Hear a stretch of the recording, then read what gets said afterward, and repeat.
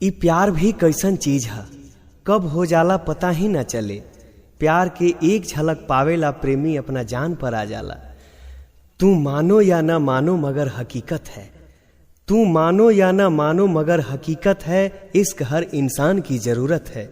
जरा मेरे महफिल में बैठकर तो देखो, जिंदगी कितनी खूबसूरत है।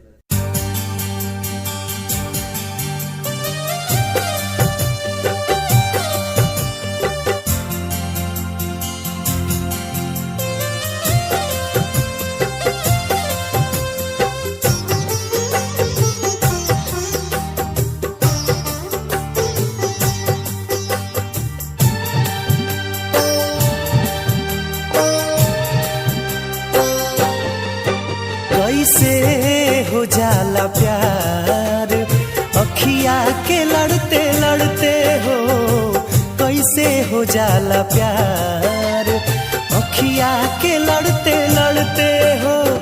दिल होला बेकरार अखिया के लड़ते लड़ते हो, कैसे हो जाला प्यार अखिया के लड़ते लड़ते हो। कैसे हो जाला प्यार अखिया के लड़ते लड़ते हो।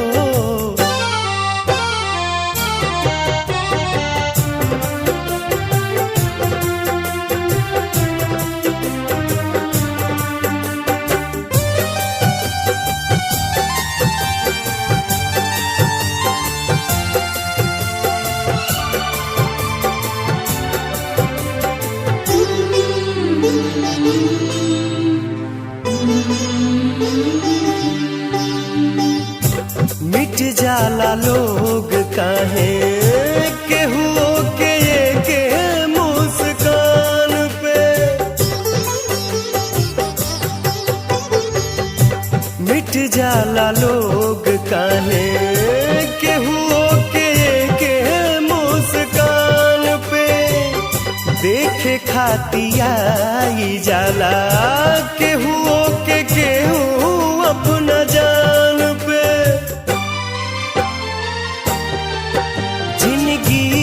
उजाला हार अखिया के लड़ते लड़ते हो, जिंदगी उजाला हार अखिया के लड़ते लड़ते हो।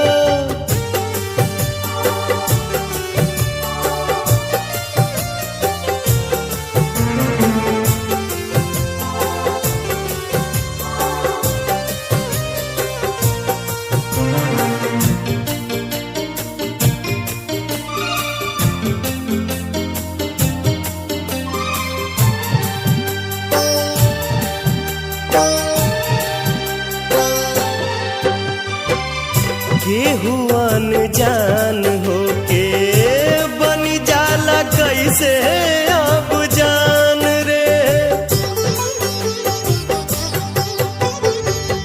केहू अनजान होके बन जाला कैसे अब जान रे। कबहू न देखल सुनाल होई जाला दिल के मेहमान रे। रहे हरदम इंतजार अखिया के लड़ते लड़ते हो, कैसे हो जाला प्यार अखिया के लड़ते लड़ते।